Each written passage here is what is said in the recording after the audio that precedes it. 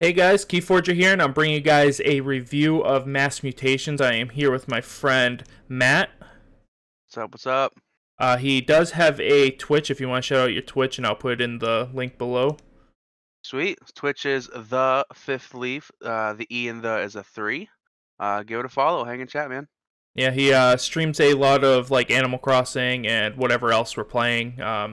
Some Pirate Boys, which is always fun. Sea of Yep. Thieves. But yeah, so we're just gonna get right into this. This is gonna be split into probably 4 parts. We're gonna do Dis and Logos this part, the next 2, and then the final 3, as well as have a discussion type one at the end, just to talk about what kind of decks we want to get and what we expect from the set as a whole competitively. So yeah, so the first card confuses both of us here. Dark Amber Vault. We're not sure if it's Logos or Dis. It's rated as Dis here, but as you can see in the right corner up here, there is no Maverick logo, so I don't know. All I know is it's absolutely disgusting card. Yeah, it's filthy. Yeah, it's probably, from what I've seen, it's probably the best card in the set. After you play a mutant creature, draw a card. That's insane right there. That's already good because there are a lot of mutant creatures, and then each friendly mutant creature gets +2 power. So it's just all positives, which is There's literally no drawback to playing this card. yeah, it's really good. And then if you can get some buffs on the side from some of the enhanced, then the card is just going to be absolutely insane. So Absolutely. I don't think there's much to say about the card. It kind of speaks for itself. um, we don't know how rare it is. It is a special rare. We don't know what anything. It just kind of is there. We don't know how generous this set's gonna be with their printing. There are a lot of special rares in this set, so I would expect some decks to have like 4, 5, 6 special rares. But yeah, so the next card we have is a 5-power creature called Bonesaw. He's a demon. If a friendly creature was destroyed this turn, he enters play ready. I mean, seems pretty decent to me. I think it's a great card. Like I would love to see it in some competitive play. I don't think it's gonna be like a top tier. I think it's mid tier at best. But that's just me. I think it's pretty good with some of the destruction cards that are in this set, but we'll get to the destruction cards after anyway. Yeah. Then we have Bramble, which is one of my next favorite cards. He's just a 2-power imp, and he says destroyed. Your opponent loses 1. If it is not your turn, your opponent loses 3 instead. So I think it's pretty decent. This might be one of my favorite cards in this, because it forces your opponent into a corner. It forces them to think and make more decisions. Either way, they're losing Amber, unless they're sending them to your hand. Yeah, and you could just keep reaping with them and then force them to have to do a board wipe or something like that, and you just gain profit off of it pretty much. Absolutely. Oh, really good card, especially for a common. I think it's really good. Oh yeah. Next we have Dark Minion. He is a 1-power mutant, so he does get buffed off of all the mutant support that's going to be in the set that you'll see. Enhance, so he gives one of your creatures 1 damage pip on the side, and then Destroy, deal 1 damage to each enemy creature. He's okay. He's not great. I wouldn't hate to pull him, but I wouldn't look for him either. I think the best thing he gives is that 1 damage pip on one of your other cards. Absolutely. I like him. I like him more in sealed than I do in competitive, like Archon. Yeah, because he just doesn't do too much. He can kill a 2-power creature by himself, but that's pretty much it. Yeah. Unless you have the Dark Amber Vault out, then he's incredible. Then he's real good. Yeah. So there are a lot of reprints in the set. We'll try to go over the reprints without talking too much about them because you guys know about them already. We have Dominator Bauble, which is a fantastic card. It's always going to be good. It's never been a bad card. Yeah, using any creature out of house is always just really good. So, this next card, I don't like this card at all. So it's Drekker. He's a 4-power imp. So there's a lot of imps in this set. Damage dealt to Drekker's neighbors during a fight is also dealt to Drekker. And then he has Reap Steal 1. Reap Steal 1, incredible. But that other ability? Yeah, so the four power sick, the Reap Steal 1's sick, but it turns him into just I want to say a weaker version of Shadow Self, because Shadow Self can at least protect.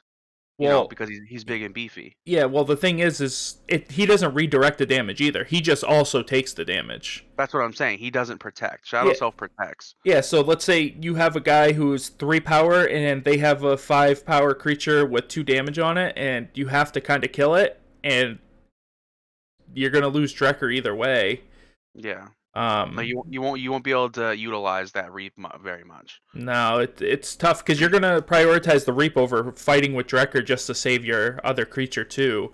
Absolutely. Because the Reap Steel one, I mean, you're gaining 2 Amber off of a Reap, which is always incredible. So yeah. Next we have Gateway to Dis. So it's good to have it back. There are a lot of destroyed effects, so I guess it's pretty good this set. Yeah, it speaks for itself. It's a very good protection card. I would have rather Gateway to Dis, but this is fine. All right, then we have Implosion. I love this card. You gain 1 Amber for playing it, and then play destroy friendly creature and enemy creature. So it's just good. It's just a great card. You get the Amber bonus, and there's a lot of creatures that trigger off of destroy effects. It's all around synergetic with this set. Yeah, and you just get one of your trash creatures for one of their good creatures, which is always good. Exactly. Imp Spectre's back. That's okay. I guess it goes with the theme of all the imps and everything like that. So I really like Imp Spectre. Yeah, I mean, he's good, especially if you can start getting some pips on him. If you can get a draw on him or an amber, I think it'd be really, really good. Yeah. Next, we have Matt's favorite card. Literally my favorite card. Infernus. He actually used a really good Infernus deck in the Albany Vault Tour that he got day 2 with. Day 2. So yeah, this is one of his favorite cards. I know he wanted to talk about, so I'll let him talk. So Infernus is just absolutely gross in the set. I mean, Infernus is gross in whatever set he's ever going to be in. But adding the pips from the enhances and just the all around, there's a lot of cards with a crazy amber bonus. Like later on in the set, you'll see a couple with 3 amber bonus, and then plus the pips from the getting the random added bonuses too. It just is a lot of amber control. I mean, there's a couple cards that work really well with Infernus that aren't getting reprinted in this set, like Compsos and Exhume. Yeah, which really, really beef up Infernus to its true potential. But I think they did make up for the lack of those 2 cards with what we're going to see in this set. 10 out of 10 card will never not play. Will never not look for a deck that to play competitively with him in it. It's just all around gross. Yeah, I think the problem with Infernus is early game he feels really bad, but now that you can get pips on him, he could be incredible even early game. There was somebody selling a deck I had showed you where they had a capture pip on him, so you're just getting 3 amber for Infernus. So I mean that's always good. Insane. Yeah. So Infernus good. Next we have Mark of Dis. So you gain 1 amber for playing it. Deal 2 damage to your creature. If it's not destroyed, its controller must choose that creature's house as the active house on their next turn. So it's essentially a control the weak that also does a little bit of damage. It does have the drawback if you do kill the creature that you don't get to use that control the weak effect, but you get an amber for it, so it's always good too. I love this card. I absolutely love this card. And it is a common, so there's a chance of getting multiples in the deck, which is pretty good. Next we have Mindfire. Play, your opponent discards a random card from the hand, steal 1 amber for each bonus icon on that discarded card. So I think this card's going to be bad against the older sets, but it's going to be really good and sealed. I think this card, so I think Mindfire and the last card we talked about, Mark of Dis, I think those 2 cards are taking over sealed. Yeah, I agree. Plus, if you can get like an Infernus, Implosion kind of package in there too. Yeah, absolutely. Yeah, you're going to be able to, take over pretty much any game. And if Mindfire gets some pips on it, I mean, it's just going to be a better... it's already a better, discard card than that's been in Coda and AOA and everything. The only thing that kind of rivals it is probably, Subtle Chain. So... Yeah, especially if you got that combo that's in that one deck that you got. Yeah. All right, next we have Cinder, who's a 6 power creature with Taunt and Reap, destroy a friendly creature. I really like this card. I love this card. I know I say that a lot, but I love this card. I think it's really, really good. It just allows you to Reap and kill your imps. You'll see some other cards coming up that will be able to take advantage of that as well. But yeah, a big Taunt 6 power guy, even if you're not Reaping with him, he's still just going to protect all your boys. So Takes I like him. 8 damage to kill this boy without buffs. Yeah. So he's really good. Next we have Snarret. I think that's how you say it. That's how I'm gonna go with it.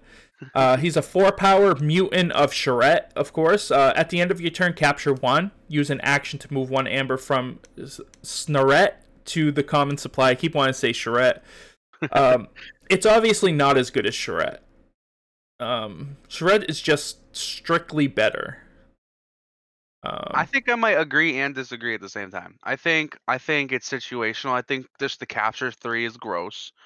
But if you can find a way to keep Snarret like alive a little longer, being able to move that amber to your common supply is nasty. Plus, if it's paired with cards like that amber vault we saw earlier, and maybe even a few pips from enhance, like I think this card really has potential.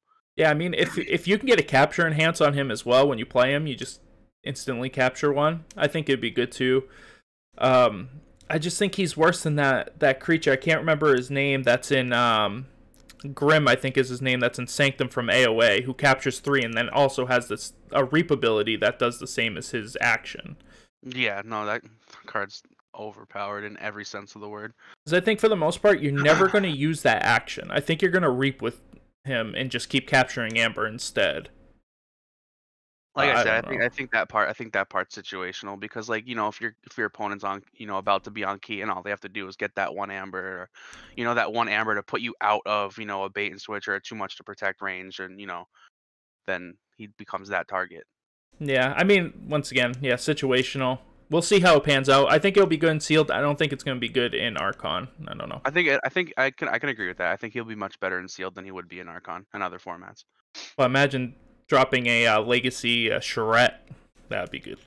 All right, we got Stirring Grave as the next one, which is just a nerfed Exhume. It says play, archive a creature card from your discard pile. So decent, especially with all the destroy effects that you have to kill your own guys. Not as good as Exhume.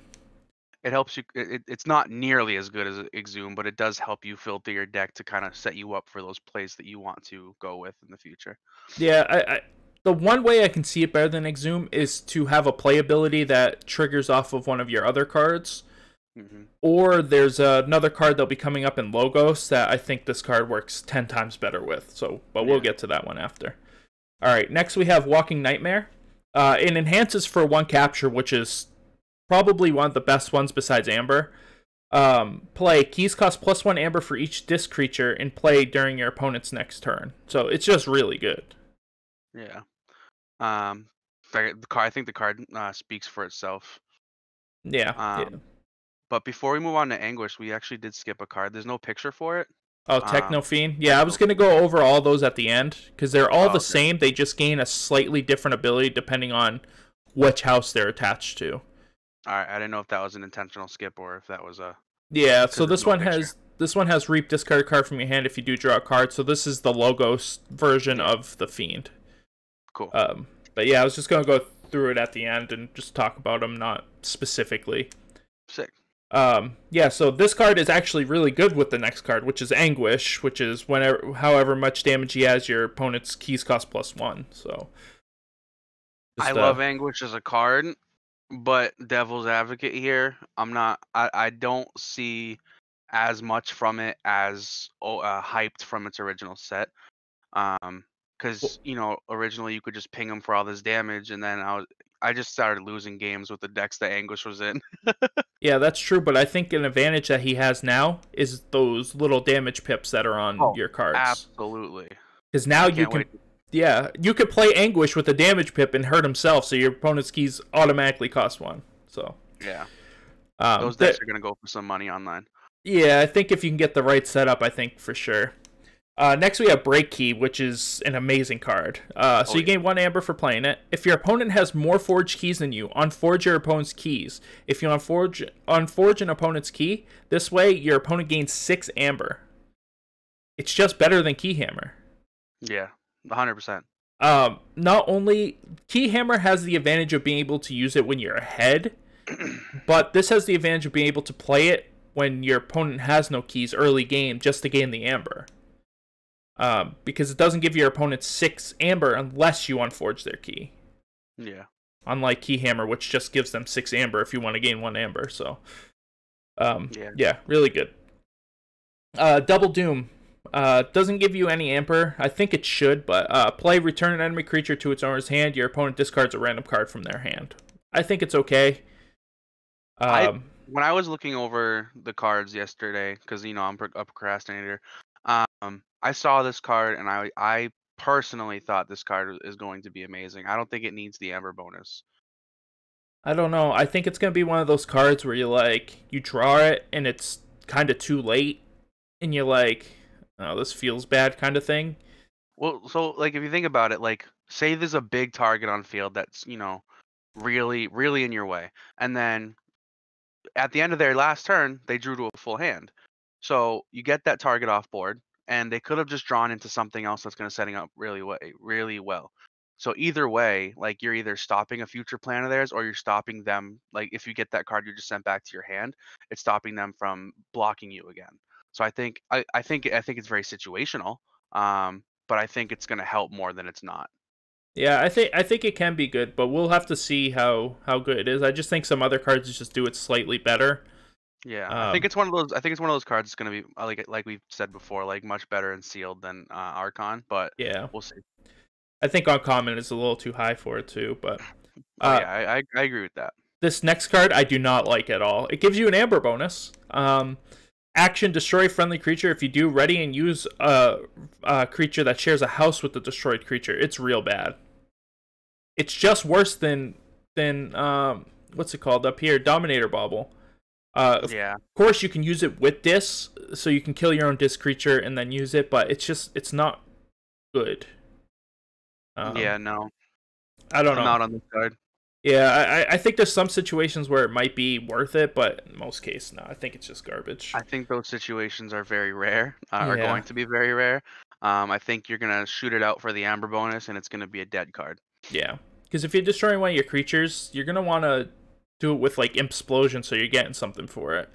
Yeah, rather than and just you losing. do it with a card that has a destroy, bonus, and hopefully that card isn't a disc creature, Yeah. because that's the only way it's gonna be useful at all is if you're not destroying. Like if you use it to destroy a non-disc with a destroy effect, it just becomes way too situational. Yeah, and not only that, but how about you only have one of a type of creature? This card's useless. You can't Yeah. use it.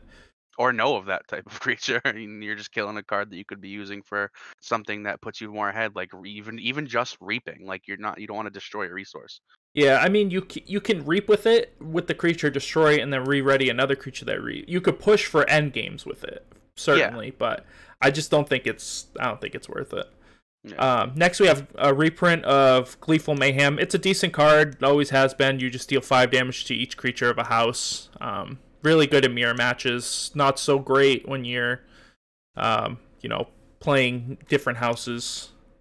Mm-hmm. So, yeah, just is what it is. Next we have Grim Reminder. This card's real good. Play, choose a house, archive all creatures of that house in your discard pile, gain 1 chain. So it's just a nerfed Arise. 1 chain. 1 chain is way too cheap for this card. I'm saying it right now. Well, I mean, like I said, it can be better than Arise, because one of the problems with Arise is like, oh, I want to pick up my Logos cards, but now I can't draw. That's what I'm saying. I think it's better than Arise. I think 1 chain is too cheap. I think this card is much better than we're giving it credit for. Yeah, I think it is actually. If the only downside is if you're picking Dis, but other than that, this card is better than Arise in every situation. You draw to a full hand, and then you have your, I don't know, theoretically, like a Fourth. massive discard in your archive. You get like 4 or 5 creatures or something like that. Yeah. No, that makes sense. Yeah, it's good. If you can get some pips on this bad boy, woo. Yeah. Watch out. All right, next we have Hystericog. How would you say this? Hystricacog? I would say Hystricog. Hystricog? Okay, we'll go with that. So he has... kind of looks like the Hysteria. Yeah, that makes sense. So he is a mutant. He has enhanced 3 damage, and action, destroy a damaged creature. He is really good. Hello? Oh, I think we lost Matt. There we go. I think we got him back. Hello? Can you hear All me? right, we lost you for a second there, but it's all right. We got you back. Oh, my bad. I was Um, this guy is disgusting. yeah, Like absolutely disgusting.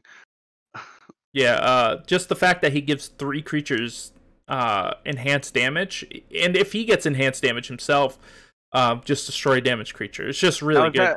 is that how it works? Is it 3 creatures the damage or creature 3 damage? It's 3 different cards gain a pip of damage. Okay. Yeah. So okay, but even so, still gross because you get to destroy a damaged creature just from that. That's 3 cards in the deck. That's there's only 36 cards in the deck. Yeah, the only um, the only thing that's better than this in destroying a creature in creature terms is a poison skirmish card. That's it. Other than yeah. that, this is the best destroy creature card. Well, that and he's 4. He's a 4, and Yeah, that's some sets that may be relatively low, but I think 4 is a good mid range number to like be able to survive a turn or two. yeah. Against Coda, he'll be really good for sure. Yeah. Because Coda's really low. All right, and next we have Obsidian Forge. Just a great card. Just lets you forge keys for free sometimes, so it's just really good. I've won a couple games off of Obsidian Forge. Yeah, sometimes you only need 4 or 5 amber, and then you could just pop this and then sack 10 creatures or whatever, and then you win. Yeah, Um, especially with all the draw power and archive power in this set. yeah, yeah. All right, next we have Pain Reaction, which is a reprint again. It's not a very good reprint. Deal 2 damage to enemy creature. If this destroys that creature, deal 2 damage to that creature's neighbors. Not great. I love this card in past sets, but I think the cards in this set, for the most part, like there are some that are like 2 or less. There are some that are 3 or less or whatever that you can damage with a pip here or there. But I don't think there's a lot of cards in this set that can be a target from Pain Reaction. No, I think it's just worse than Mark of Dis, which is the one that does the same thing as Control the Weak. It's just worse than that card. Yeah, And this is an uncommon, and that's a common. So that's good because you're not going to get as many of these. But yeah, I don't know. Next we have Pandemonium, which is a fantastic card. You gain Amber for playing it. Each undamaged creature captures 1 from its opponent. Always a good card. yeah. I can't see it ever being a not good card. Yeah. The only disadvantage is sometimes your opponent captures some from you, but you're usually going to do that when you're going to kill some of your opponent's creatures. Yeah. Next we have Picaroon. Picaroon is a mutant changeling, so the first changeling in the game. Has deploy, and it has X power. So X is the combined power of Picaroon's non-changeling neighbors. So he's just really good. I think the card's gross. I think the artwork is beautiful. Yeah, I think it'd be a nice mat, that artwork. I would love this. If they don't print this as a mat, I think I might get a custom mat of this. Yeah, it's really good. This is the first X power anything, which is cool. He just has a lot of firsts, I guess. Well, there's not a lot. There's not a lot of changelings in the set. So I feel like it's gonna be a pretty safe drop, a safe card to pull. Because you could just drop him between anything, and he can be a beast. He could easily be 8 to 10 power without really putting him next to anything great. Yeah, exactly. So I think he's really good, and I think in the future, if you get legacy ones, if they don't reprint them, he's always just going to be good. Yeah. And then next we have Relentless Creeper, which is a 2-power imp, so another imp. After you choose this as your active house, you may return Relentless Creeper from your discard pile to your hand. Really good. Yeah, I agree. It's just free cards. That's all. If you can get some pips on your Relentless Creepers, then you're doing pretty good. So yeah, imagine a draw on this guy. Woo, that'd be nice. Gross. Next, we have one of my favorite cards, actually, Snudge, which is he's a 4-power demon reprint from Coda, and then fight or reap, return artifact or flank creature to its owner's hand. I love this card. I think it's a great card. I don't like going up against it. I know there have been times where I've had game on board and Snudge is like, no, you don't. Yeah, see, my favorite thing to do with him is bounce artifacts that give me Amber. Yeah. So I'll reap with him. I'll return an artifact. I'll play it, gain an Amber. But now he actually got an indirect buff because of pips. So now you can return one of your creatures, your disc creatures that are on the end, and double use its pips. So he got an indirect nerf that I think is incredible. Yeah, He's not someone to turn your head at. He's definitely he's just very well versed. He's good in many different situations. He's not a one situation kind of card. Yeah, yeah, especially now that he has a big tomboy to help protect him too. So Yep. Next is probably the worst card in the game, or about the worst card in the game. What are you talking about? Soul Fiddle. It's actually in Matt's Day 2 deck. I don't know how, but so yeah, Soul Fiddle. It's just action and rage a creature. It's awful. It's terrible. So not much to say about it. Put some pips on it, and maybe you'll get something from it. It looks like a demon vacuum. Like, it's just awful. Yeah, it's just not a good card. I'm kind of upset that they reprinted it. I feel like there could have been a better artifact that they could have reprinted. I feel like there could have been a better anything. Like, I would have rather pulled a deck with 35 cards in it than not see a Soul Fiddle. Yeah, well, 35 card deck would be pretty good. Yeah, you're right. So next we have Soul Keeper, which is a fantastic card. Gives you an amber for playing. This creature gets destroyed. Destroy the most powerful enemy creature. It's just good. Yeah, it speaks for itself. There's no situation where I think that'd be bad. Yeah, with Implosion, you just get to kill 2 creatures pretty much. So you just throw this on one of your imps that have a destroyed ability.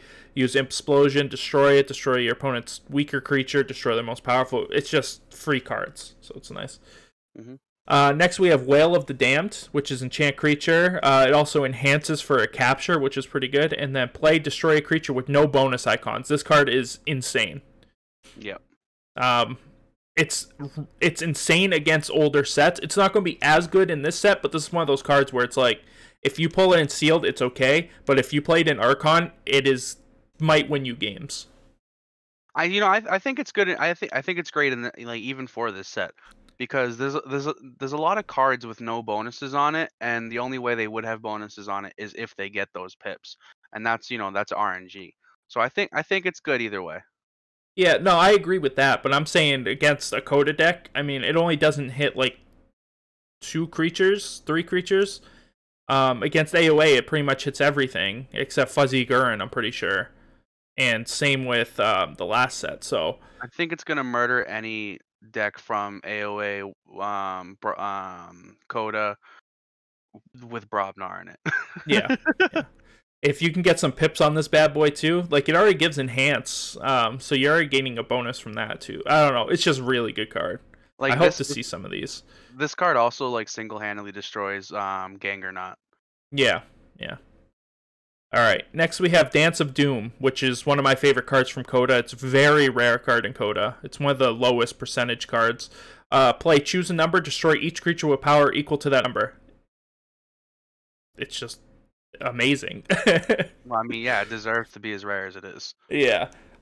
Put some pips on this too. I mean, the card's already incredible. You gain an amber from playing it. You're just so far ahead.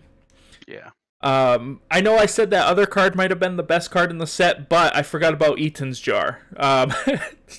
So Eaton's Jar is play, name any card in the game. Until Eaton's Jar leaves play, cards with that name cannot be played. Yep. I'm hoping this is one of those cards that you can only have one of in the deck. Because hopefully, imagine coming up against 3 of these, and then they're just like Poltergeist, with the first one to protect them, and then they just throw down 2 more to destroy your whole deck. You're just like, yeah, you got this one. Well, like even if you lose game 1 with this deck or with this card, you're winning game 2 and 3. Yeah. You know what to look for. Well, we usually don't play 2 out of 3s anyways, but this in sealed, not great because you don't get to see your opponent's deck list. But in Archon, this card is just next level good. It's absolutely insane. I feel like the top tables are gonna have this card. Yeah. Next we have a reprint of Gabos Longarms. He's just a good creature. That's about it. He's not he's not my favorite card, but I think he's better in sealed, but I know that's a unlikely opinion. Yeah, I mean he is what he is. The fact that he got nerfed where you can't attack elusives and then do damage to something kind of hurt him a lot. Yeah. But I mean, he could still kill elusives. I don't know. There's a lot of high power creatures in the set, so I don't think he's going to be that great. Yeah. We have Guilty Hearts, which is an amazing reprint, and I'm glad they reprinted it. Play, destroy each creature with amber on it. It's just a nerf to Saurians. Yep. a really good answer to Worlds Collide decks, and it's going to help balance them out a lot. Yeah, I think this is going to help. This is going to help a lot of decks.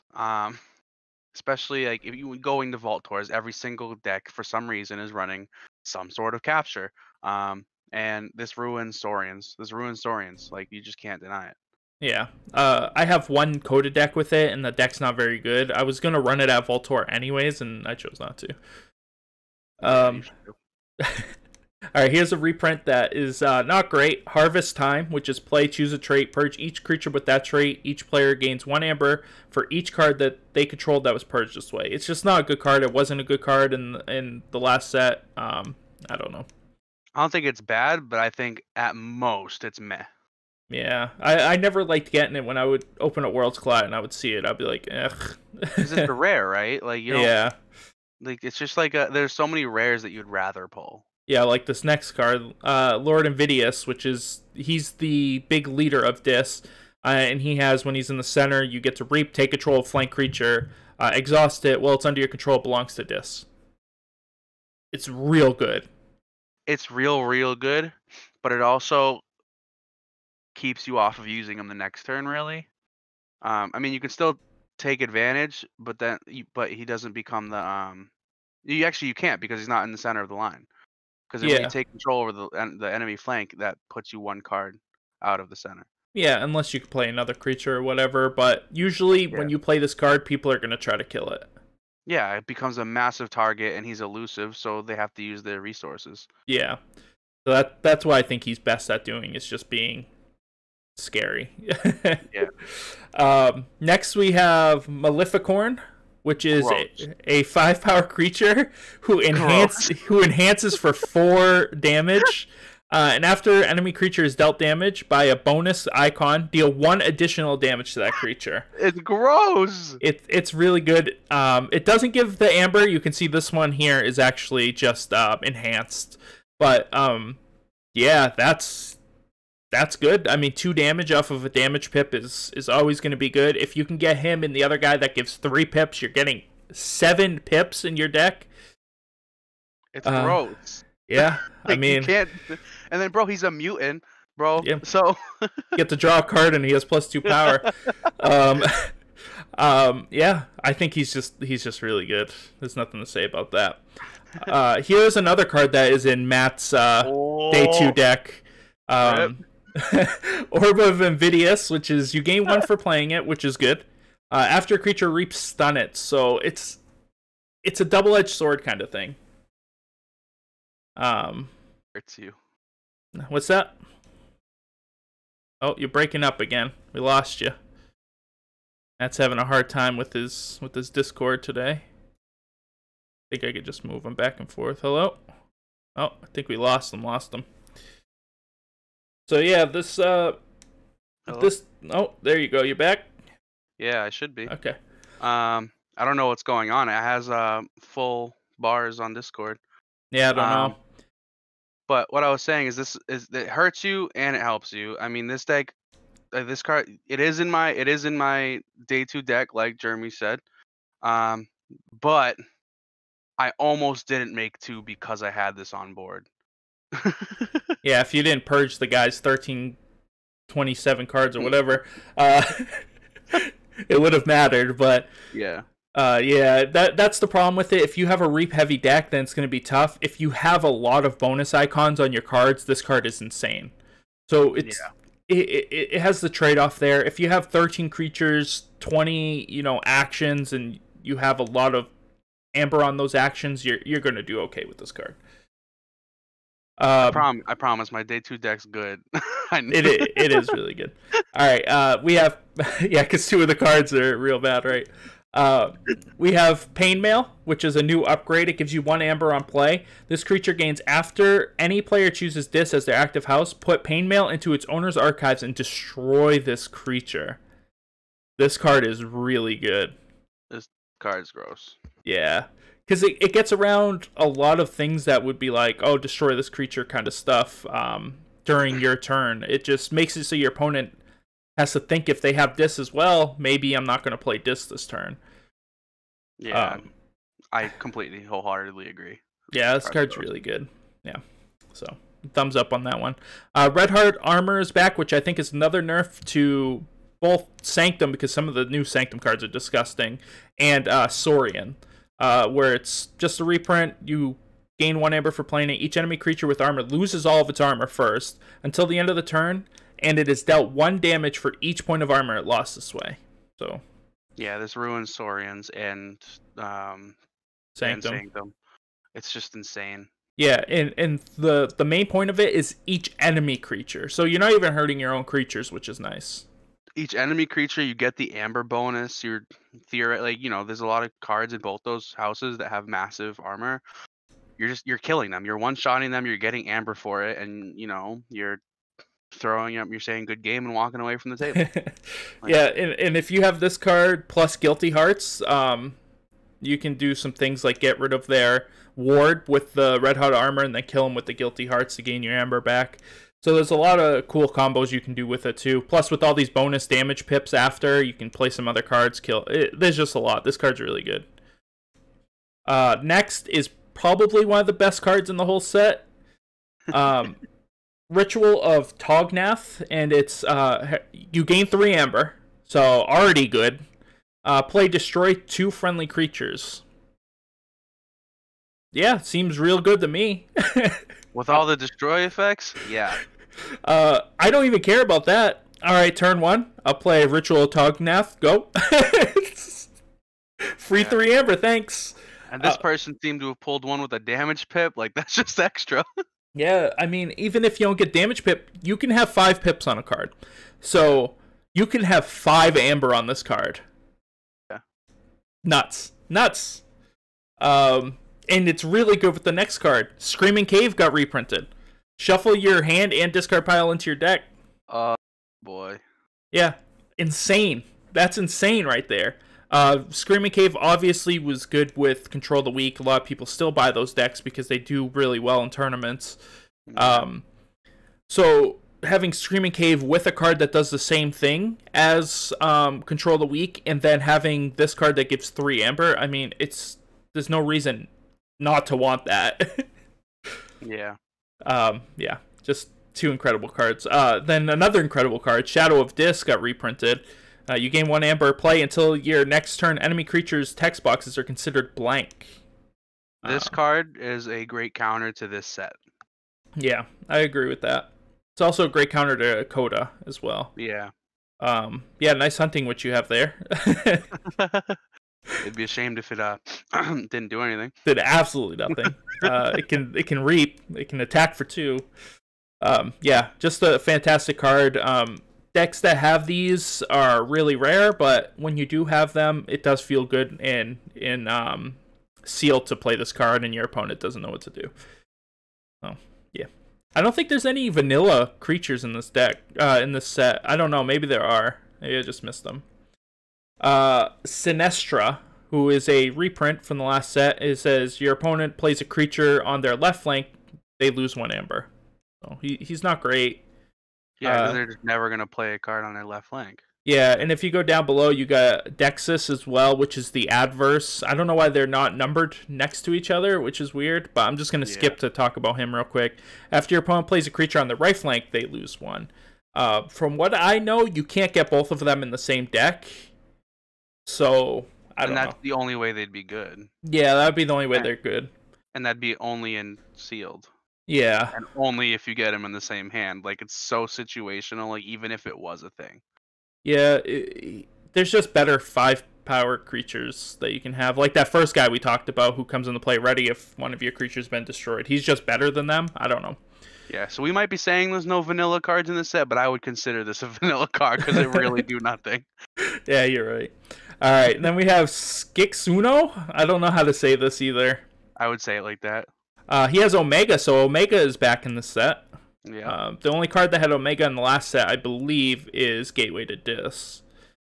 Play destroy each other creature. For each creature destroyed, he gets +1. He's real good. He's better. You know how I said they should have brought Gateway to Dis back? He's better than Gateway to Dis. So I don't know. He's 'Cause it's really each good. other creature, and he gets buffs, bro. You just blow up your battle line that, like, say you have Orbelt, right? Say all your shit stuff is stunned. You just buff it. You buff it. Yeah, yeah. It's not Gateway to Dis. What's the other one called? I can't think of it now. What do Yeah, you the other destroy? I said it earlier, but now I'm I don't saying remember. Gateway to Dis, but that's the wrong one. But yeah, if you have the other one with Omega, it does the same thing except he gets +1, so he could easily be an 8. He could be a 10. He could be a 25. Yeah. Like, I don't know. I've seen some boards where this guy would just absolutely win the game. Unlock Gateway. Unlock Gateway, that's the one, yeah. Okay. So next we have the Pale Star, which I think is a cool name. I don't think the art's that great. I think the art looks real bad. I think having the Pale Star, they should have made it better. I don't know. Yeah. I think there's a star in the middle of that, but I don't know. It just doesn't convey that. But anyway, so it has an Omni ability, obviously an artifact. Destroy the Pale Star for the remainder of the turn. Each creature is considered to have 1 power and 0 armor. Card is nuts. This is gonna lead to a lot of really fun turnarounds in a game. Yeah. The fact that it's an Omni ability makes it extremely strong. Yeah. You play any cards that have any sort of damage or pips or anything, game. Or you have, like, it's just gross. Yeah. I'll play Shadow of Dis to get rid of your wards. Then I will play the Pale Star, and then I'll do 1 damage to all you creatures. Yeah. Oh, thanks. Cool. Bro, if you get I don't remember if it's back or not, but Seeker Needle, Yeah, I don't know. I haven't really looked at Shadows too much. or even if it's not in the set, like a Legacy Seeker Needle, like Yeah. Whistling Darts. Anything, just a pip. A pip is good enough. Yep. Next we have a reprint of True Buru, who is I think in this set is actually really good. So you must lose 3 amber to play him. He has taunt, so he's a 7 power taunt, which is pretty good. And then when he's destroyed, you gain 5 amber. I've always liked True Brew. I can't ever seem to pull him off, but I've always liked him as a concept. Well, I've always seen him as a good card. I personally just my play style. I don't know how to utilize True Brew. So let's say you go first, right? And you have a card called Ritual of Tognath in your hand. You have 2 of them. Okay? Yeah. You play Ritual of Tognath. You get rid of that 3 to play True Buru, and then you play another Ritual of Tognath, and then now you have 8 amber out of nowhere. So there's some combos. There's other ways to kill him and gain that 5 amber and gain some amber. He's easily a free key on your turn 1, turn 2. He's easily a free key sometimes. So especially because you play that other card, the 3 amber bonus card that you just play on turn 1. You're like, all right, sick. Yeah. There's a lot you can do with him. He's just really good. All right, next we have Tourniquet, who is insane. Play unforge an opponent's key. If you do, when Tourniquet leaves play, your opponent forges a key at no cost. It's just really good. Yep. I think it's really good. I think you have to pay real close attention to when you play him, though. Yeah. Because you might put him back for a turn, but if he gets amber, then you just he just gets 2 free keys. Yeah, I think the advantage of him is even if you play him early and don't unforge your opponent's key, your opponent does not get to forge a key because it says if you do. Yeah. So he could still be played as a regular creature early on as well. If he just said when he leaves play, your opponent forges a key, he'd be insanely bad. Unforge an opponent's key. If you do, when it leaves play, your opponent forges a key. I mean, they can still forge. They just have to forge at cost. Well, I think it's only if you unforge a key, they forge at no cost. Yeah. That's what I'm saying. Yeah. So you could still play him. You play him as a creature turn 1. You're not in risk of your opponent forging a key after killing him. That's what I'm saying. Because it's only if you do only applies to if the first part of his effect happened, the second part of effect is active. So he's just a regular creature if you do not unforge your opponent's key. Yeah, that's what I'm saying. I mean, they can still forge for their normal amount, though. Yeah. So next, speaking of real bad cards, Wretchdoll. Let's move on. They need to do something else with these Doom counters, you know what I mean? if they had, When we first saw this card leaked, we were so excited that Doom counters, they were adding a new counter to the game. because we Where are thought the it was going rest to of do the something. cards, FFG? Where are they? Yeah, where's the cards that say if a creature has a Doom counter, gain 1 amber or something like that? You know, anything. Just make a cards around Doom counters, then Wretched Doll be worth it. But this is such a useless filled up spot. This is just as bad as Soul Fiddle. Yeah. And look at all the other rares that are in this. There's no bad rare. Even Sinestra and DX are way better than Wretched Doll because they actually do something.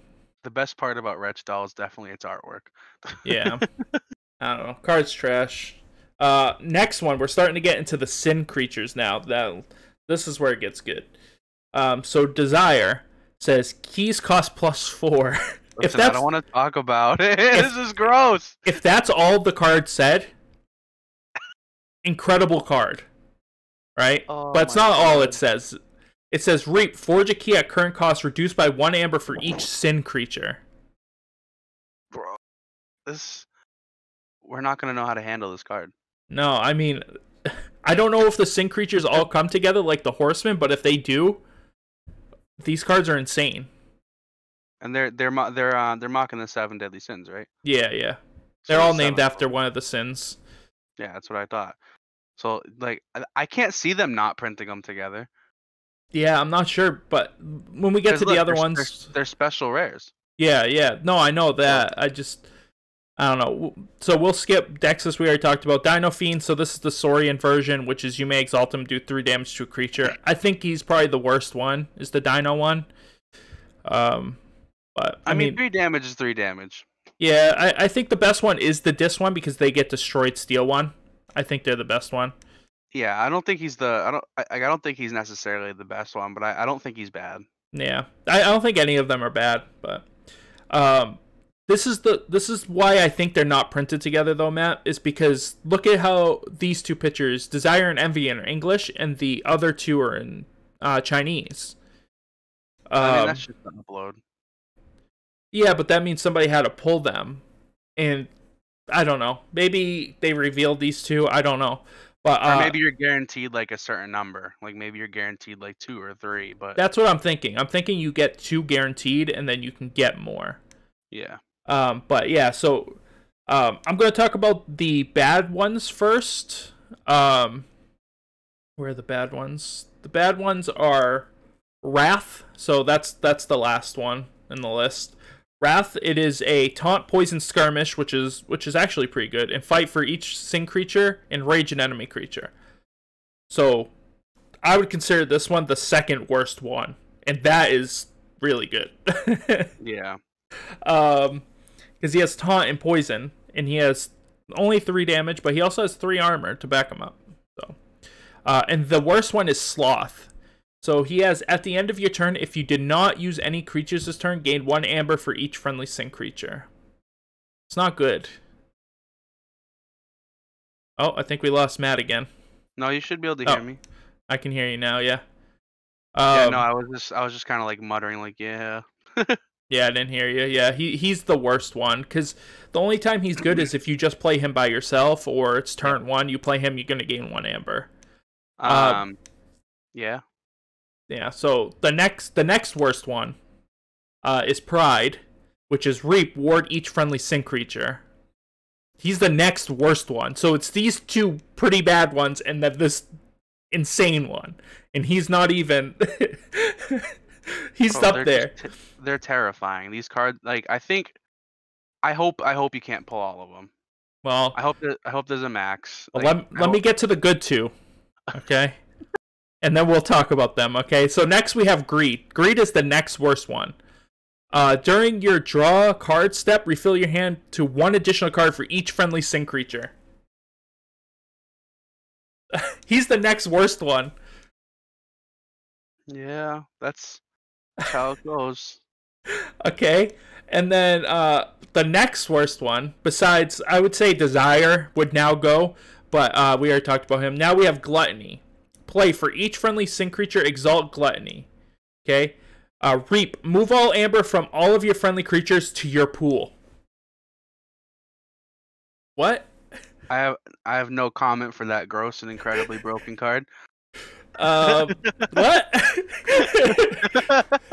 Imagine having him and having, because this is the one time I would see that scale card being really good is if you have a Gluttony and you have another crappy disc creature and you have a Saurian with a bunch of amber on it. Bro, let him be ready turn 1 when he comes out. That's what I'm saying. So yeah, and then the best one is Envy. So he's elusive. Reap, if you have 2 or more friendly sync creatures, capture all of your opponent's amber. Alright, I'll play Envy. Alright, I'll play Gluttony. Yeah. That's it. You got the game. Like, pack it up, boys. It's time to go. Good game. It'd be like that guy at Voltor who looked at my deck. Oh, you died again. We lost you. Matt's having a hard time today. See if we can't fix him. Hello? I don't know what's wrong with his Discord today. I'm not sure if he can hear me or not. But the reason why Gluttony is worse is because it's situational, right? You need to move all the amber that's already captured, whereas Envy just takes all of your opponent's amber no matter what. So they could be at 20, and then you could just Reap with Envy, and now they're at 0. And if you have a card like, you know, Ludus or whatever, where it gets destroyed and they can't gain their amber back, I mean, you could do some crazy stuff. Gonna tell him I can't hear him. So yeah, the 7 deadly sins are gonna be absolutely disgusting. You're gonna be kind of disappointed if you get sloth in it, if you can only get a certain amount. But yeah. And then we got Xenofiend. We got Umbra Fiend. Umbra Fiend just has elusive, which actually I think is probably the worst. I think dealing 3 damage is better than giving him elusive, because he has destroyed steel one. You don't want that. Elusive overall is just worse. And then we have Xenofiend, who says, fight, look at top 3 cards of your deck, put 1 into your hand, 1 at the bottom of your deck. That's actually really good, especially because you want him to get destroyed. So if you could just get this fight off ability, killing some 2 power card or something like that, it'd be pretty decent. Oh, and we have him back. Yeah, I don't know what it is. It's saying my voice is connected with full bars and that I'm talking, so I don't know on what end it's on, but I'm back. Yeah, that's all right. I just finished up with them. I said how Gluttony is worse than Envy, only because Envy captures all the amber no matter what, and Gluttony is situational where you have to have captured amber. But yeah, like what I was saying before our unfortunate events, was, bro, it'd be like that game at Voltor where the guy looked at my deck list and just like was like, you know what, you got it, and just got up and walked away. Like, yeah, because that actually happened. That's true story. I just got a friend request from some fake chick. All right, so now we are done with this. That is this. This is incredible in this set. I hope to pull them pretty much every time. Them and Logos pretty much is what I'm hoping to pull. So yeah, we'll get into Logos now. So the first card is first card is probably that one that we saw as number 1, but we don't know. The fake number 1 is Auto Encoder, which is an artifact, common. Let me say it, common. After a card is discarded from your hand, archive the top card of your deck. I'm in. Yeah. Well, the number one is Dark Amber Vault. Well, yeah. But, yeah, this card's insane. Yeah, because it doesn't say after you discard a Logos card. Any card that you discard. And it doesn't say you have to discard the card via, like, I'm going to discard this card. Yeah, it's just discarded from your hand. Like, even if your opponent makes you discard a card, this triggers. Yeah, and let's go over a little bit. Over to this demo bot over here. Reap, discard a card from your hand if you do draw a card. Yeah, sounds like it meets the requirements of Auto Encoder. So Bro, yeah, it lets you get rid of dead cards that you don't want to use and be able to, you know, gain off of it. yeah, and I mean, if there's any cards to take advantage of archives, this is just a fantastic card. And there's one card we'll get to that is gonna makes this card even better, but we'll get to that Alright, after. I'll discard Orb of Invidious. Yeah, right. Next we have Bot Bookton. So this is the mutant version of Dr. Bookton, and it says Reap, play the top card of your deck. Incredible. Real good. FFG trying to play us. Why you say that? Because this card's gross. Yeah. And every card in this set is gross. I don't understand it. I can't tell if these games are going to be grindy as hell or fast. Yeah, I mean, we'll have to see, right? They're probably going to be pretty fast with all the pips. So Bot Bookton is just better than Dr. Bookton. Dr. Bookton, you reap, draw a card. This is just better because you get to play the card out. Yeah. Next we have Daughter returning. Daughter is an incredible card. Glad to have Daughter back. So I can't hear you. I can't hear you. Can you not hear me? No, I can hear you. I was saying I don't like Daughter. Oh, okay. I thought you literally couldn't hear me because we've been having problems. No, bad timing on the joke. Next we have Diametric Charge. It gives you 1 amber, which is already good, but it says deal 1 damage to a creature with 2 damage splash. So that's really good. That's really good. I think a lot of the problems with a lot of the splash cards, like, do 2 damage with 1 splash, and then you're like, well, I can only kill 1 creature, but with this you can kill a couple of creatures. Or if it's paired with that card that we saw before, where it's the Omni ability, make everything 0 armor 1. Yeah, actually, yeah, because this will take out 3 creatures. Yeah. So yeah, no, that's a really good card with that. This card's fantastic. But talk about fantastic cards. This action gives you 1 amber to play. Archive the top 2 cards of your deck. Rip. Yeah. What happened to the lab work? This is just better. I still think that why am I drawing a blank on it? That one that I play. Yeah, sloppy lab work. No, 3 amber, archive 2. Oh yeah, Eureka. Yeah, I think Eureka's slightly better. Well, yeah, but the downside is Eureka has alpha, and it comes from your hand, where this is just 2 cards straight from the top of your deck, with no drawbacks. I don't know. Next we have Evanescence Principle. The only card probably in this whole set that I would say would be bad if you got an Amber Pip on it. Yeah. But yeah, no, it's a good reprint. Logos had really no way of stopping keys from being forged in the last couple of sets, so this just brings it back to where they can at least stop something. Then we have Even Ivan, which is there's an adverse card of this we'll get to after, but he is a mutant, so that's good, and a scientist. Action: if your opponent has an even amount of amber, steal 1. I mean, it's not bad. Other turns he can just reap. Yeah. So I don't think he's bad. I don't think he's amazing, but I don't think he's bad at all. I think that lines up perfectly where if you say you have shadows and your opponent's trying to play like a little modest, and they go exactly to 6, or that's you got them off of key and you get the amber from it.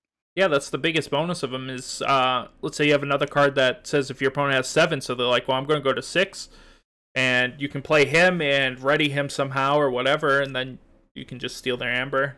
Kind of puts them in a weird situation. Yeah. Infomorph, who is a mutant creature. He's just 4 power. He's pretty much vanilla, except he has enhanced draw 2. Yeah. And artwork is gorgeous. The ability is gorgeous. His power is pretty good. He's good. as a common, you can get 2 or 3 of these pretty easy. That's 6 cards. That's 6 cards. Draws. And they could be buffing each other, so you can just get an Infomorph with draw a card. So yeah. I mean, real good. I think it's a real good card, and I hope to get a few of these. Then we have Lethal Logica. Oh god, Lethal Logica. There we go. 1 amber for playing it, and discard the top card of your deck until you discard a Logos card or run out of cards. If you discard a Logos card this way, put it into your hand. Fantastic card. Yep, 100%. It's any Logos card. So that's the advantage over both of the Brobnar and the Mars one that lets you do the same, but it's only creatures. So this is just better than that. Yeah. Next we have Munchling, who is a 3-powered mutant. See, this is why I think that card goes to Logos, because they have a ton of mutants. But anyway, so Skirmish. Fight, you may discard Logos card from your hand or archives if you do gain one.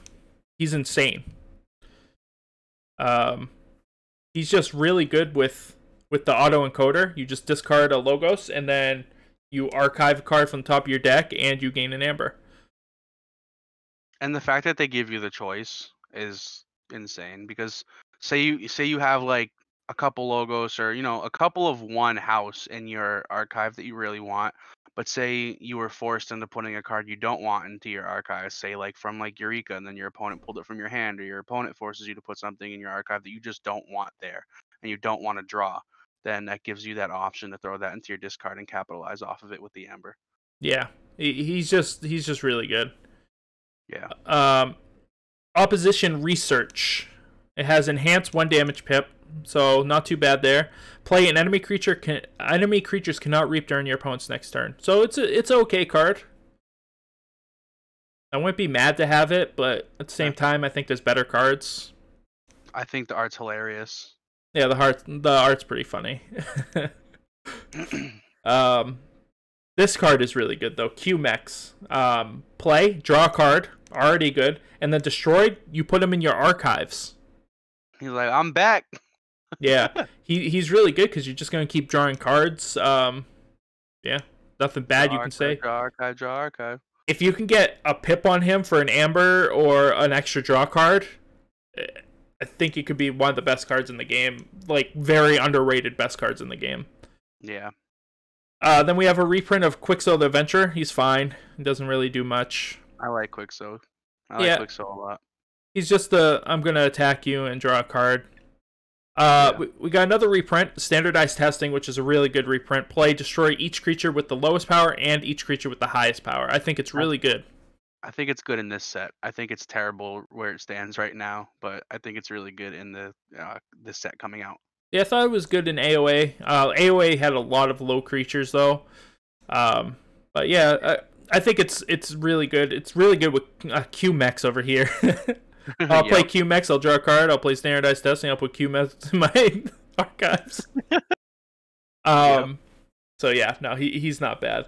Titan Engineer, so another one of these Titan cards. While Titan Engineer is not on the flanks, keys cost +1, so it's the opposite of Titan Mechanic. Yeah. Not bad. 6 power, he's going to be hard for your opponent to get rid of. I like it because you don't have to worry about where he is, and you don't have to worry about playing creatures to be able to keep your opponent off of a key.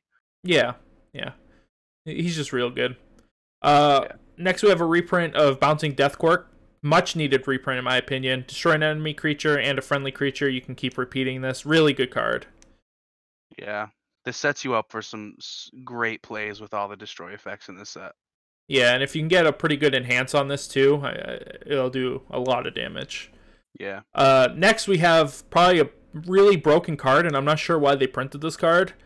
Play, archive a card, archive Casual Loop. It's Stupid. And imagine getting multiple of these in the deck.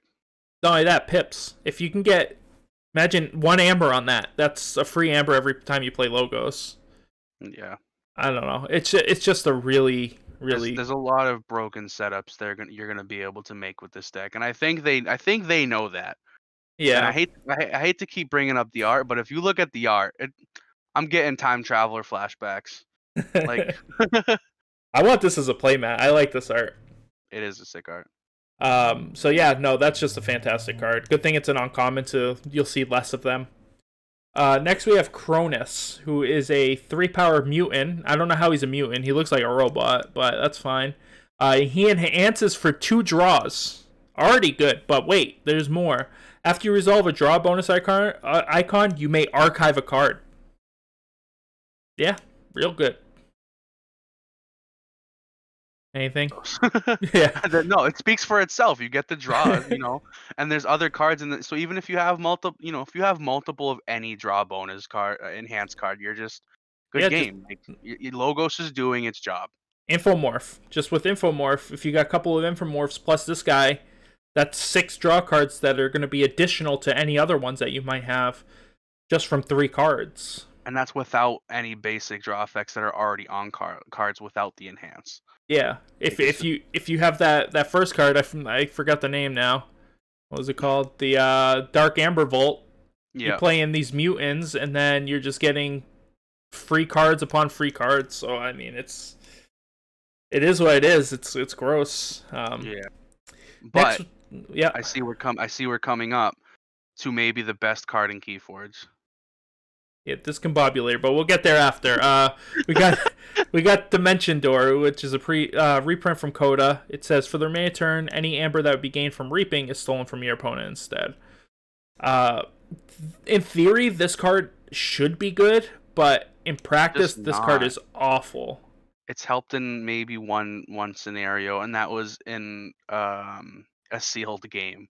Like, yeah, it's just a feel bad card. You play it when it works, it's real good, but most of the time you draw it and you're just like, well, this is a discard. But it gets an indirect buff because when you do discard it, if you have the auto encoder, now you're going to get to also archive a card. So it did get an indirect buff. If it gets a pip, it could be good. You know, there's situations now that it can be better than it was, but I'll put it like this. Hopefully it's better in this set. Yeah, it's like, but you could get that or a casual loop because they have the same rarity. Which one you rather? Casual loop. Yeah. All right. So next we have Discombobulator. I don't think this card's going to be as good because you don't have the reassembling skeleton. Yeah, the reassembling automaton in this set. I don't believe. So it's not going to be as good. I think any situation that even if it's temporary that you can make your amber not be stolen. I think it'll be helpful. I mean, I think it shuts down AOA because of how much steals in AOA. Yeah. It's not as much capture based as Worlds Collide was. But I think it shuts down AOA, and I think it at least for one turn, you're not getting your amber stolen unless they make the creature this upgrade is on like a priority. Yeah, like I don't think it's a bad card. I just think it lost a little bit without having that reassembling automaton. Yeah. Because he was just so good. Oh, I'll throw this on now. You can never steal unless you kill all my creatures. So. Yeah. Next we have Fission Bloom, which is an artifact that enhances for a draw, which is, as we spoke, always good. The next time you play a card this turn, resolve each of its bonus icons an additional time. Excuse me?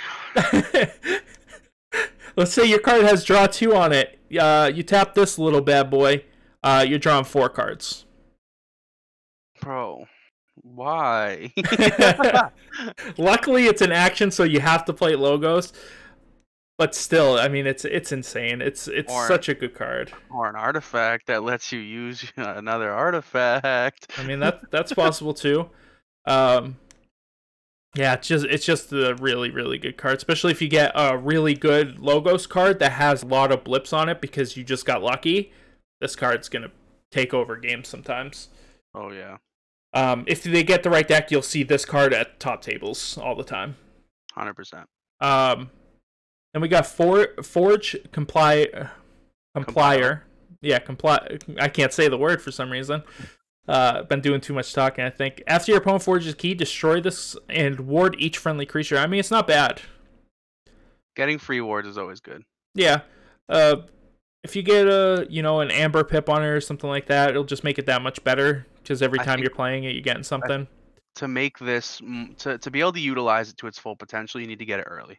Yeah, because if you're getting it where your opponent already has 2 keys and you draw this card with no pips, it feels real bad. Yeah. Now we have a reprint of sorry, I'm getting a call from Steph. We got a reprint of Group Think Tank. He's just okay. Deal 4 damage to each creature that shares a house with at least one of its neighbors when you use an action. He's not as good as the one that comes into play and just wipes the board sometimes. Yeah, I mean 4 damage. Reverting back to the rest of this set, there's not a lot of cards that have more than 4 damage on it, but I think it's very situational because there might not be a lot of cards with more than 4, but there's also a lot of ways to buff your creatures. Yeah. We'll see. He's one of those cards where sometimes it kind of feels bad to draw him. Yeah. Then we have Cruzap, which is play destroy each non-mutant creature. gain 1 chain. This card's really good against all other sets. Yeah. Yeah, I so think every single one. yeah, because there's no, I don't think there's any other mutants. There could be, but I don't know. All right, and then we got Euganic Serum, Mutagenic Serum. There we go. You gain 1 for playing it. Omni, destroy it. You may use a friendly mutant creature this turn. That's decent. It's not bad.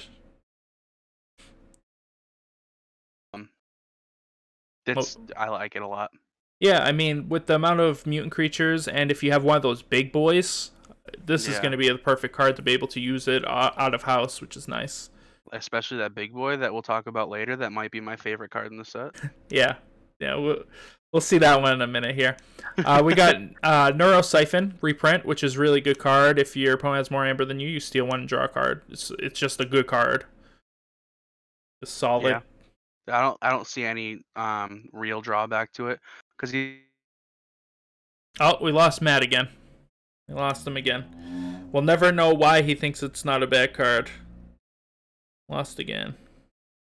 Yeah, so we'll just continue going. We have Novu Dynamo, who is an 8 power 2 armor, so he's huge. At the start of your turn, you may discard a Logos card from your hand or archives. If you do, gain 1 amber. Otherwise, destroy him. So he's really, really good, especially with the auto encoder here. Because every time you're discarding one of those cards, oh, I went way past, you're just gaining an advantage. Next we have Piston Bolt, which is just a reprint from both Coda and what is that, AOA, I think? No, that's this last set. Worlds Collide. Play, deal 3 damage to a flank creature, deal 2 damage to its neighbors, deal 1 damage to the second creature's other neighbor. So you just do it in a row, in a line there. Just always a good card. It gives you an amber as well, which I think even without an amber, this card would still be pretty decent. But yeah. Let's see if Matt's getting back in here. He says he's going to restart his computer real quick to get back in here. I'll wait. So Matt said about the serum, or about the Neurosiphon, that it's never a bad card because you're at least getting an amber for it, and at best case you're gaining 2 amber and draw a card. So of course that's always going to be really good. Anytime you can draw a card or steal is always going to be really good. Let's see if he can get back in here. Says he's back online. Sorry about this. Hopefully we can get this fixed before the next video that we'll be recording after this one, where we'll be talking about Sanctum and I forgot what the other one was. Sanctum and something else. Let's see. Yeah, the set seems really fun. I can't wait to just open some decks. Just need to get some decks. The set would already be coming out, I think, this weekend, if my numbers are correct. It would be coming out this weekend, doing some sealed events probably this weekend. Unfortunately, because of the circumstances, that's not the case at the moment, unfortunately. Oh, it says he's back offline, so I don't know. I'm just going to keep going then. We have Professor Torado, who is actually really good. Each mutant creature gains Reap, draw a card, and he himself is a mutant creature. So he's just giving himself a draw effect, as well as all your other mutants that are going to be sitting around. I mean, having Dr. Bookton with both of her abilities, where she gets to draw and play the top card of your deck, and you get to do it in whatever order you want. So if there's only one card left, you might want to play the card instead of draw it. Unless you know it's Logos. You back? I should be. Okay, I can hear you. Alright, we're on Professor Torado now. Each mutant creature gains Reap, draw a card. Yeah, real good. There's nothing wrong about that. Like, even if you don't have mutants, like, whatever. Well, but he is a mutant, so he gives himself that ability. Yeah, no, that's what I was gonna say. Is even if you don't have any other mutants, he gets it. Like, you're drawing, no matter what, you're drawing. Yeah, he's a really good card. Something I would want to get in a lot of the decks that have mutants in it. You're gonna want this guy. Yeah. If you can get two of them out, then you're gonna be drawing two cards, so on and so forth. So, oh, there is a mutant in the older sets. It's Research Smoko. He is actually a mutant. Um, Hmm. so he's a reprint. Destroy, archive the top card of your deck. I mean, he's always been meh. He's gonna continue to be meh. Yeah. He's one of those cards that just kind of sits there until a board wipe comes. But he does get the buff from being a mutant. He does. He can be 4 power now if you have the Dark Amber Vault, which we still don't know how it works. So next is Sloppy Lab Work reprint. An amazing reprint. Archive top card, discard a card. It's just better than Lab Work. Yeah.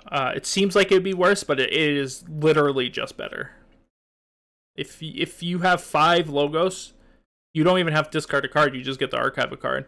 And if you have a crappy card in your hand, now you get to archive a good card and discard the bad card and draw a bunch of cards. So, Yeah. just good. Speaking of good cards, we got Academy Trading back, which is if you control this creature, it belongs to House Logos, and the creature gains Reap, draw a card. I think I've been playing Keyforge since about 5 months after the game started. I have never seen this card. Yeah, it was in the last set. It was in Worlds Collide. Yeah, I've never seen this card. I have a deck with it, but the deck's not very good. But yeah, this card is really, really good. Yeah. And we have Adaptoid, who has Enhance for capture, draw, and damage. So that's really good already. Yep. And then after you play a card with a bonus icon, for the remainder of the turn, he gets either 2 armor, Assault 2, or Fight Steel 1. This guy's really good. He doesn't deserve to be as gross as he is. Plus, he gets mutant, so. Yeah. Plus, he's a buff from being mutant. That Fight Steel 1 is probably going to be the one that gets picked the most, but I can see Assault 2 being picked often as well. I think I would even utilize the +2 armor. I mean, Like, they're all good. Yeah, not as much as the Assault 2 or Steel 1, but I would utilize it because, like, one thing I'm thinking about this card is I think it's gonna be one of those rares that we're never gonna see. I think it's that good that it's gonna be printed. There's gonna be very little printings of this card. The short print. Yeah. I mean, it's possible. Or he could be one of those ones where you get like 3 of them in the same deck and then you just win games. The game just breaks. Yeah. Next we have Animator, which is an artifact action. Move an artifact to the flank. Move an artifact to the flank of its controller's battle line for the remainder of the turn. It is a creature with 3 power and belongs to that active house. So, it says move an artifact to its controller's battle line. So this is an artifact destruction card. Yeah. Is the way I would take it. So yeah, you talk about it for a second. I like the card. Being able to move the artifact to the flank, of the battle line is the first time we've really seen an active way to turn artifacts into creatures, and I'm really interested to see how it affects the game. I think making it 3 power is very balanced. I don't think it's going to be OP, but I don't think it's going to be bad either. I think it's going to be very situational in how it turns out. Well, I think it can work in a couple of ways, right? Because you can use that artifact to now reap. So if you have something that doesn't have an action or an ability, and just has a passive, you can always just make it Logos yourself, and then now you're gaining a creature to reap with. So you can gain additional, or you can destroy one of their artifacts that you're having a hard time getting rid of. Yeah. And then it's no longer a creature at the end of the turn. So, I mean, if you just have that one really awful artifact on your opponent's side too, you can just put it to the battle line, and then at the end of your turn, it just destroys. Are you saying this makes Soul Fiddle good? I think I'm saying it makes Soul Fiddle good. Let me ask you, does Orb of Invidious stun itself? No, because it's yes. No, But yes. what yes. happened? What happens when it stops becoming a creature? Does it get unstunned automatically? Well, it would just destroy, right? No. What do you mean? Oh no, it just leaves the battle line. Yeah. Yeah, does it unstun itself? How does that work? Artifacts can't be stunned. Yeah. That's something that we'll have to wait for the FAQ to come out, I think. At FFG, where you at? Let us know. Hit us up. All right. Then we have Autovac 5150, which is another artifact. Look, I was going to say location, then read the thing.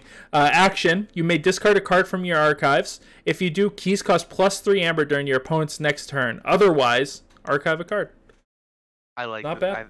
I think it's gross. I think it's better than not bad. Yeah, I think it's slightly worse. I don't know. It's about on par with 8 out of 10 times I have cards in my archives that I don't want in my archives. And that's true. And it just gives you a free way to discard them. Yep. I don't know. It's going to be one of those cards that's going to be interesting to see how it does. I think it's teetering on that line that seems really good, but at the same time, I can see why people wouldn't want to use it. But we'll see. I think it's going to be based on the deck at the end of the day. Yeah. Next we have Cyberclone, who is a mutant, so already he's doing all right for himself. Play, purge another creature, any creature, until Cyberclone leaves play. It has power equal to the purged creature's power and gains that creature's armor, keyword, and trait. Wait, let me read that again. Purge another creature. Where does it say the creature comes back? Oh, it doesn't. It doesn't. This card is broke. Oh my god, bro. This card. Wait, hold on. I just thought of something, right? What happens if you use Animator to animate a card?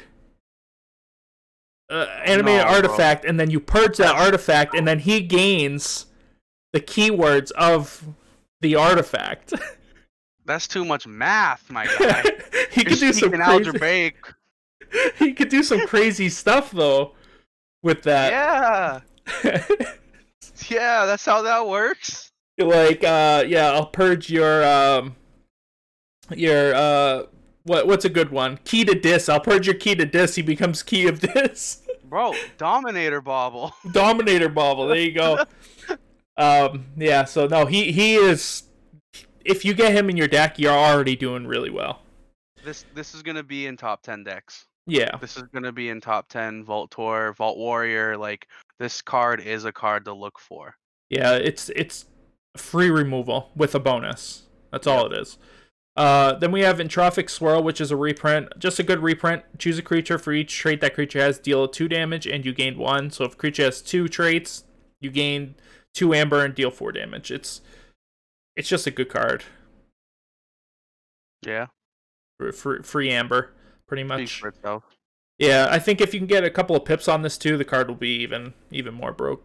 And then we got Hide and where's the other one? And Vellum back. You guys already know what they do. They reap, and if you have the other one, you do additional stuff. So I think it's okay to have them back. I have a really good deck with them, but I never seem to get to pull them off. So I don't know. They're meh. Yeah.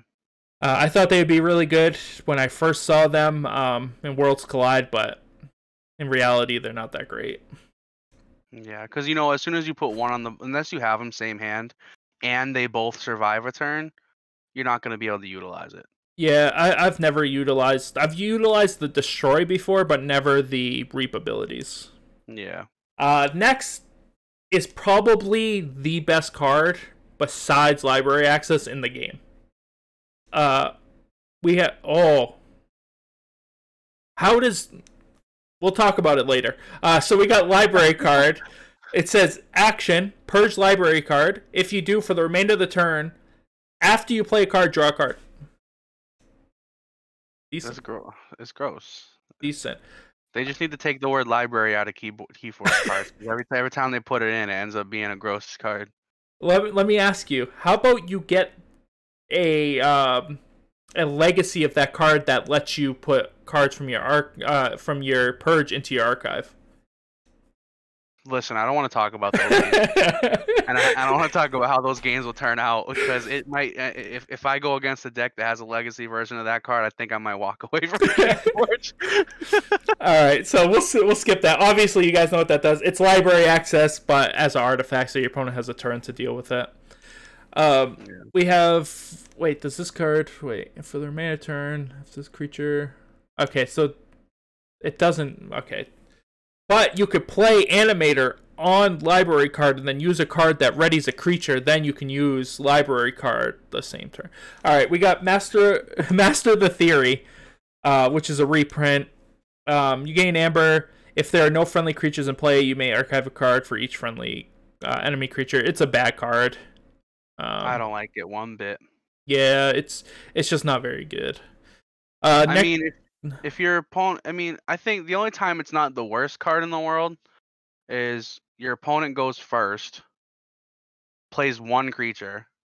You play this, you get the archive that one card and get Amber. But that's the only time. Like that's literally it. Even in that situation, it's just worse than some of the other cards. But yeah, I'm just trying to make it useful. Yeah, it's just not great unless you have 30 cards in your hand and no creatures or whatever. I don't know. Right after your opponent board wipes. Yeah. Next we have Mind Over Matter, which is, speaking of board wipes, is put each creature into its owner's archives. Real good. Stops destroyed abilities from going off. To be fair though, it does allow your opponent to replay play abilities, but at the same time lets you play them. This card beats out my Compsos Infernus, because if I can somehow get Infernus and Compsos out and able to use them, this puts them back in my archives and I have to reset up. Yeah, but I think that's fine because the Infernuses get used again. Yeah, but you wouldn't. But using Infernus once for the Purge 2 is a fair. I would trade for that over being able to reap with my Infernus every turn. Yeah. Yeah. I mean, we'll see. We'll see how. I think it's a good card, but we'll see how good, because it has that wide range of can be really bad. Then we got a reprint of Mobius Scroll. I think Mobius Scroll is great. Archive Mobius Scroll and up to 2 cards from your hand. Mobius Scroll is just good. Yeah, it's that love that keeps coming back. Yeah, and if you can get a pip on it, it'll just be 10 times better too. Yeah. Then we have Prescriptive, which is a reprint. He's just robot, taunt, hazardous 3, reap, enrage a creature. He's okay. He's not the best. He's not the worst. I think he's great. Great in sealed. Yeah, he's good in sealed because it makes him have to deal with it. Yeah. He can sit next to some pretty good stuff, but I don't know. He's just meh. Speaking of not meh cards, though, we have Reverse Time coming back as a reprint from Coda. You gain 1, and then you play, swap your deck in your discard pile, then shuffle your deck. Yeah. The card broke. This is the reason why the card wasn't originally reprinted. Yeah, it's this card was in my very first deck. And yeah, it's just an insanely good card. So I've never pulled it. I don't own one in any of the decks I have, and I have a lot of decks, but it's gross. Yeah. And this card actually goes good with the next card, which is Skippy Time Hog, which is play, your opponent cannot use cards next turn. Skippy Time Hog is disgusting. Yep. If he's a mutant as well, Skippy Time Hog. I didn't know that. Was he always? Maybe they changed it. Maybe I don't think so. I think they were always this, because that's a Coda version of the card. You can see the symbol at the bottom. So that's not a new one. That's just a reused picture. Yeah. It's really good when it dies, and if you have reverse time, you just get it back. You can archive stuff from your graveyard. You can do a bunch of crazy stuff. So this card is 10 out of 10 card, in my opinion. Okay with me. Yeah. It kind of turns your discard into an archive, you know? Yeah. Reverse time. Yeah. Next we have the Activist. If you archive this card is nuts. If you archive the Activist, archive it face up. Okay. While the Archivist is in your archives, instead of picking up all your archives, you may choose to pick up any number of cards from your archives. That's nuts. It's nuts. That breaks games. Because you're not gonna ever pick him up. Of course not. He's gonna be hanging out in there forever. Like if I'm sitting on I don't remember if they actually reprinted Eureka or not. But if I'm sitting on a Legacy Eureka and you pull this card, it's over for you. Yeah, it's just so good, especially with all the archive that's going on. I mean, Mind Over Matter. Now I can just pick the creatures that I archive from the house I'm about to play. Yeah, you get to Rather, pick literally what you want. You're like, oh, I'll pick. You're grocery shopping for your own cards. It's easy. yeah. Oh, I'm gonna take these 3. Like, okay, sick. I'll save these 2 for when I have a full hand of shadows. Yeah. So that card's gonna be at top tables all the time. Yep. Next we have Universal Key Lock, which is a reprint again. Keys cost +3. After a player forges a key, you destroy it. It's just a decent card. Mm-hmm. If you have this and Sin Out, ooh, keys are costing +7. Let's go. Keys are costing a lot. Yeah. So yeah. All right. Next we have Zenzik. Good job. You did that first try. Of course, he is the leader of Logos. When he's in the center, during your draw step, you draw 2 additional cards. He's probably the hardest leader to actually get off because you have to wait for your opponent's turn to go through. But yeah, he's good. Yeah. I don't know why It's Coming is here. We're gonna skip that because why is it numbered to 117? No idea. That's strange. I guess we'll talk about it. Yeah, we're looking at it. Yeah, It's Coming says search your library and discard power for either half of a gigantic creature, reveal it, and put it into your hand. Shuffle your deck. It's decent. There's a card in Saurians that we'll talk about in the next video that combos off of this, and it's absolutely disgusting. But like I said, we'll talk about that in Saurian. I'm not sure why it's numbered like this. I think that this card was needed. Like, or at least a card with this text box was definitely needed and able to make the double cards, like the big cards, viable. Yeah, I agree with that. There's one in Untamed as well that I think picks up 2 cards from your graveyard, so I think that one helps too. But yeah, no, it definitely needed something like this, and searching cards is very rare in Keyforge, so it's cool to see. We already talked about Vellum. We got Dinobot. He does the same as the other guy. The Lycobot, this is the one for Untamed. He gains Skirmish. And then we got Odd Claude, who is a 5 power, and he's the opposite of Ivan, which is if your opponent has an odd amount of Amber, you steal 1. So if you can get these together and play them both, I mean, your opponent, you're going to steal 1 from them each turn. You're going to steal 2 from them, actually, right? Because you steal 1 from the even, and then 1 from the odd. Yep. And then if you can find a way to re-ready them. Yeah. Yeah, so you could do some cool stuff with having both of them out, and I think their arts go together, which is always cool. I like those kind of things. Yeah, I love when they do that. Then we got the Sacrobot, which is I don't know which one. Gains +2 armor, so it's Sanctum. Probably the worst. Actually, the worst one is definitely Umbra, which is the Shadows one. It just gains elusive. It's not very good. Xenobot is probably the best one, which is look at top 3 cards of your deck, put 1 to your hand, 1 at the bottom. It is fight, but I mean, it's decent. All right, and now we got the last card of Logos. After an hour and 30-minute video, we have the last Logos card, which is the best Logos card, and it proves that you can get enhances on parts of the card, so I like that too. But play only if you have the other half. Play, archive the top 5 cards of your deck. Fight/reap, discard a card from your archives. If you do, purge a creature and resolve each of its bonus icons as if you had just played it. You know what this card is? Nuts. Logos already my favorite house. Like, let's go. Like, I think it would be good if it was just fight and then do that ability, but it's fight and reap. Just makes it absolutely nuts.